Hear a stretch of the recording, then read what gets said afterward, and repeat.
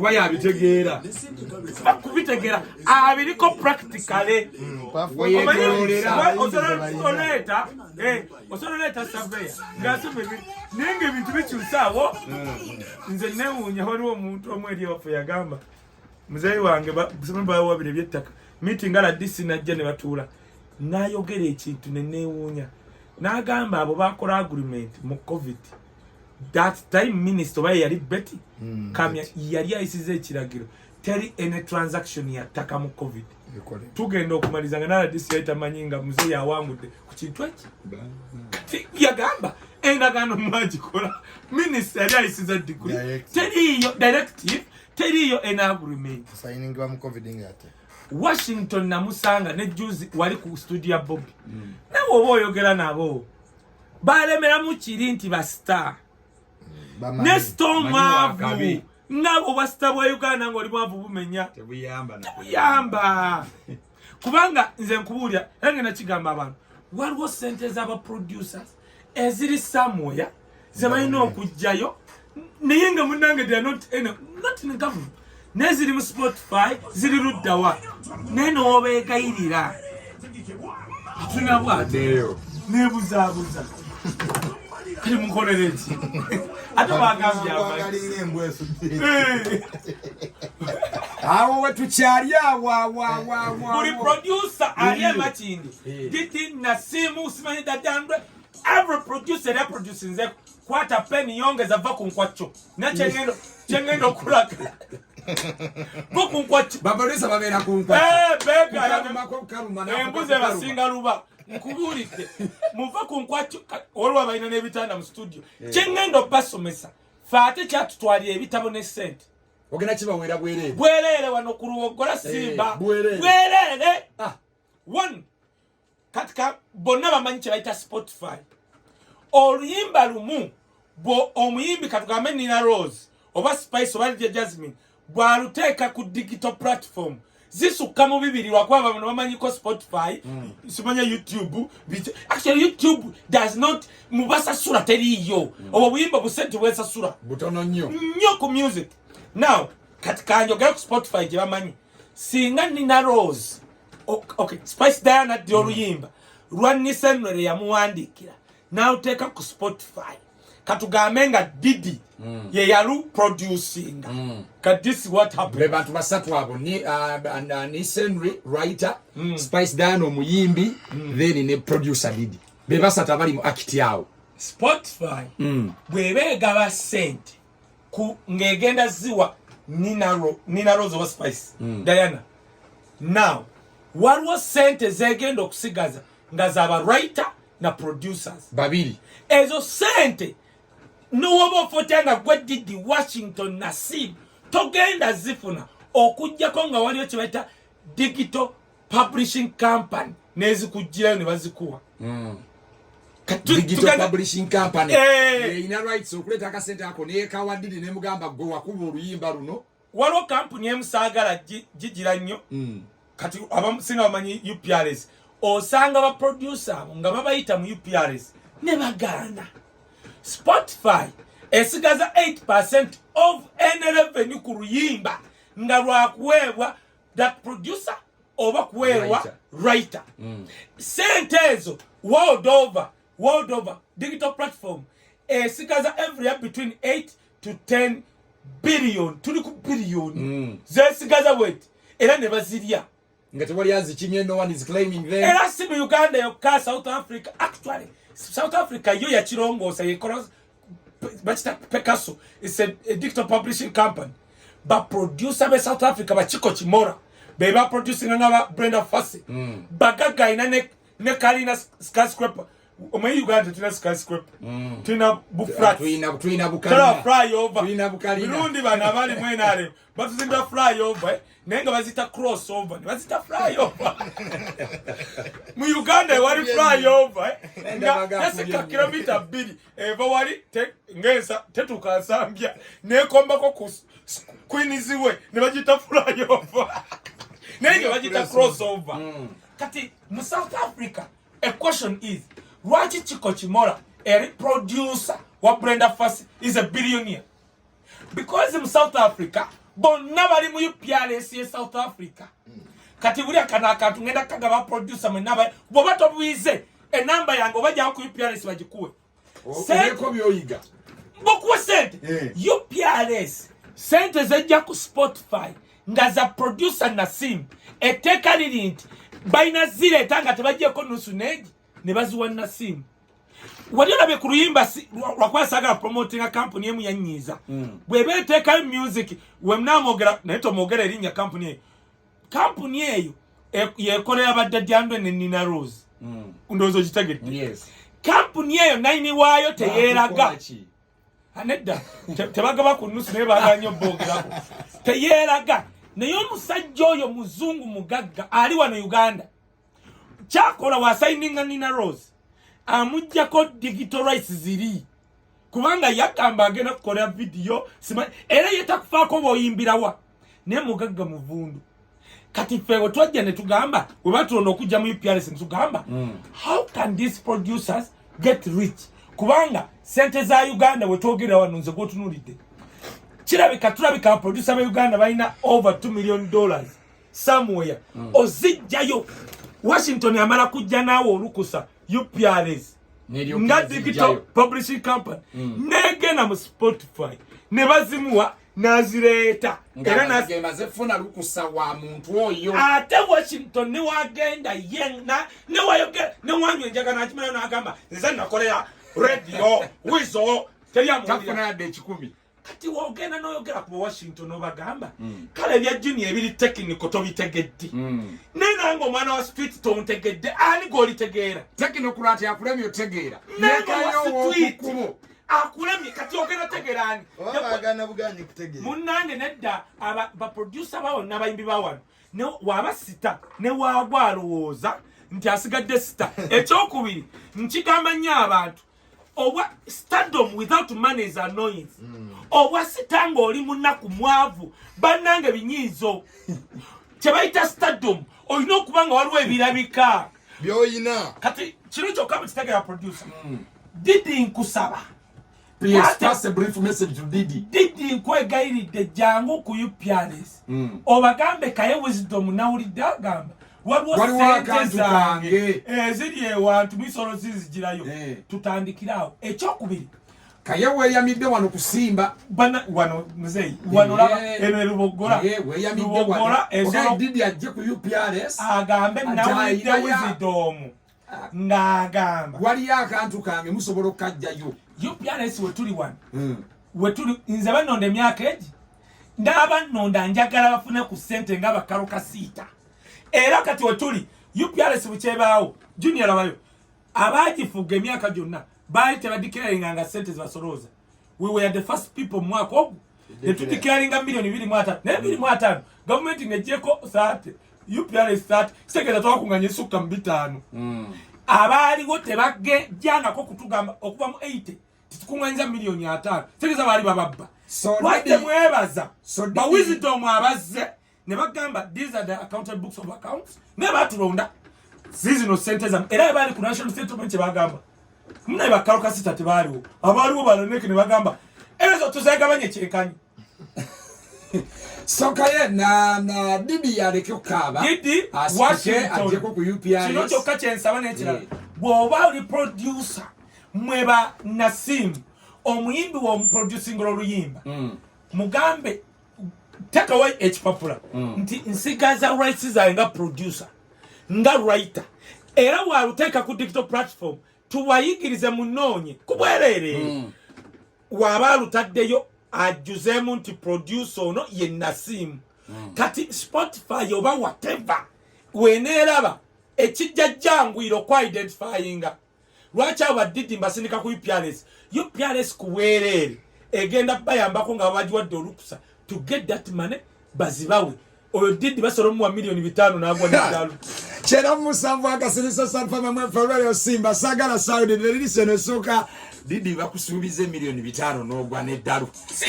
Washington bani Kasibi yuwiruka tale kyagenda maaso gye banganjogera so ne muwuliriza kuba yabitegeera bakubitegera abiriko practically osonoleta saveya ngasubiri ninga ebintu bikyusaawo nze newuunya waliwo omuntu omwe eri ewaffe yagamba muzeeyi wange bawo wabiri ebyettaka meeting ala DC najja ne batuula n'ayogera ekintu ne neewuunya n'agamba abo bakola agreement mu covid that time minister waye yali Betty kamya yali ayisize ekiragiro teri ene transaction ya ttaka mu covid tugenda okumalizanga n'ala DC yaitamanyiinga muzeeyi awangudde ku kintu eki yagamba endagaano mwagikola minister yali ayisize degree teriyo directive teriyo en agreement signing wa mu covid ngate Washington namusanga ne juzi wali ku studio Bobby nawe oba oyogera nabo balemera mu kiri nti ba star ne stomavu nabo ba star wa Uganda ngoli mwavu bumenya tebuyamba kubanga nze nkubulya enge na kigamba abantu waliwo sente z'aba producers eziri somewhere zebalina okujjayo naye nga munange they are not in government neziri mu Spotify ziri luddawa neno obeegayirira tunabwateyo nebuzaabuza kali mukolere eki ate bagambye awo wetukyali buli producer ali emakindi didi nasimu simanyi dadandwe every producer ya producinze kwata peni yongeza va ku nkwacho nakyengendo okulaga boku nkwacho babalisa babera ku nkwacho embuzi basinga luba nkubulidde muva ku nkwacho olwa balina n'ebitanda mu studio kyengendo basomesa faate kyatutwalira ebitabo ne sente ogenda kibawera bwerere wano ku Luwogola Simba bwerere one katika bonna bamanyi kye bayita Spotify oluyimba lumu bo omuyimbi katugambe Nina Rose oba Spice oba Jasmine bwaluteeka ku digital platform zisukka mu bibiri lwakuba bano bamanyiko Spotify simanya YouTube actually YouTube does not mubasasula teriyo oba buyimba busente bwesasula butono nnyo ku music now katika njogera ku Spotify gye bamanyi singa Nina Rose okay Spice Diana dio oluyimba lwa Nisenwere yamuwandikira nawuteeka ku Spotify katugambe nga Didi ye yalu producing this what happened be bantu basatu abo ni Nisenwere writer Spice Diana omuyimbi then ne producer Didi be basatu abali mu act yawo Spotify bwebeegaba sente ku ngegenda ziwa Nina Rose oba Spice Diana now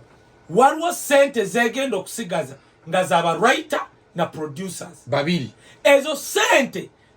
nuwoba ofotanga gwe Didi Washington na SIMBA togenda zifuna okujjako nga waliyo kye bayita digital publishing company nezikujjirayo ne bazikuwa digital publishing company ina rights okuleta akasente ako neyekawa Didi ne mugamba gwe wakuba oluyimba luno waliwo kampuni emusagala gigira nnyo kati abasinga bamanyi UPRS osanga ba producer nga babayita mu UPRS ne bagana Spotify esigaza 8% of any revenue ku luyimba nga lwakuweebwa that producer oba kuweebwa writer sente ezo world over digital platform esigaza every year between 8 to 10 billion tuli ku billion zesigaza wet era ne bazirya nga tewali azikimye no one is claiming them era si mu Uganda yokka South Africa actually South Africa yo ya chirongosa yekola bachita Picasso is a digital publishing company but producer be South Africa bachiko chimora be ba producing na Brenda Fassie bagaga ina ne Karina skyscraper Oma Uganda tuna skyscraper tuna buflat tuna bukala flyover tuna bukalina Burundi bana bali mwenale batuzinda flyover nenga bazita crossover bazita flyover mu Uganda wali flyover nga kilomita 2 eva wali ngesa tetukasambya nekombako ku kwiniziwe ne bagita flyover nenga bagita crossover kati mu South Africa a question is lwaki chiko chimora a producer wa Brenda Fassie is a billionaire because in South Africa bonna bali mu UPRS ye South Africa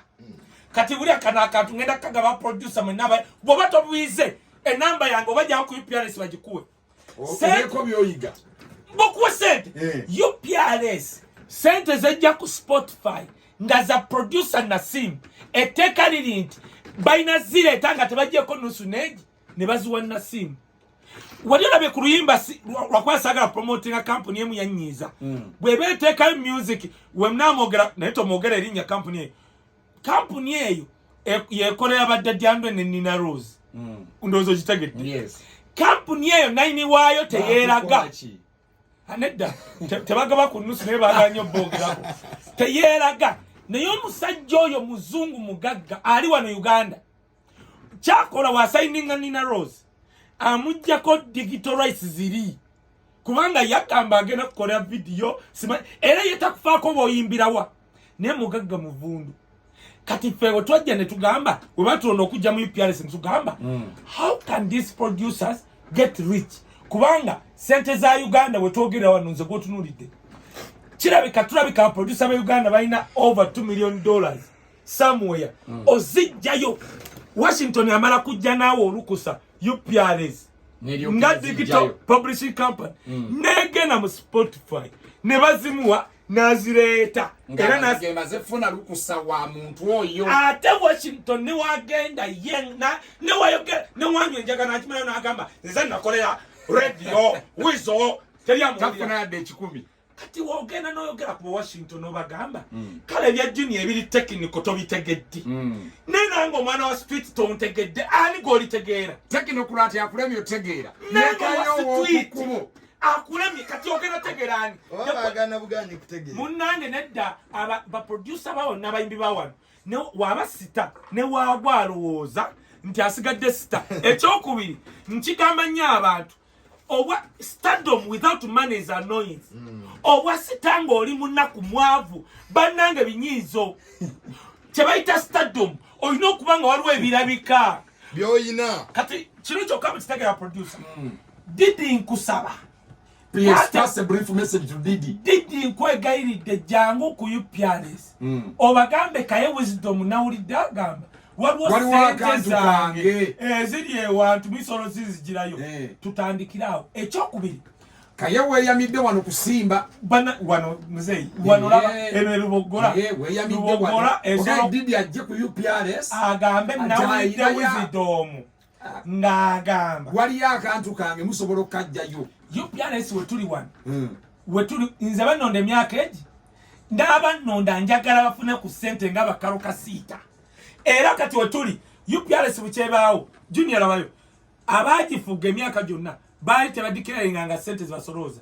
we were the first people mwaka ogwo ne tudikiralinga $2.5 ne $2.5 gavumenti ng'eggyeko 30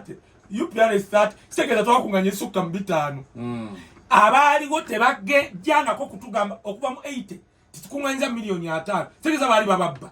lwadde mwebaza ba wisdom abazze ne bagamba these are the accountant books of accounts ne batulonda zizino sente zamu era baali ku national settlement bagamba muna bakaluka sita tebaaliwo abaaliwo baloneke ne bagamba ezo tuzegabanye kyekanyi so Kaye na Didi yaleke okaba Didi Washington ku UPRS kino kyokka kyensaba n'ekirala bw'oba oli producer mweba na SIMBA omuyimbi w'omuproducing oluyimba mugambe take away ekipapula nti nsigaza rights zange nga producer nga writer era waluteeka ku digital platform tubayigirize munoonye kubwerere waba alutaddeyo ajuzemu nti producer ono ye Nasimu kati Spotify oba whatever weneeraba ekijja jangwiro kwa identifyinga lwaki aba Didi mbasindika ku UPRS kuweerere egenda bayambako nga babagiwadde olukusa to get that money bazibawe oyo Didi basolo mu $5,000,000 nagwa n'edalu chera musambu akasirisa sanfama mwe February SIMBA SAGALA SAWULIDDE listen soka Didi bakusuubiza $5,000,000 n'ogwa n'edalu kane Washington bani kasibi yubiru katale kyagenda maaso gye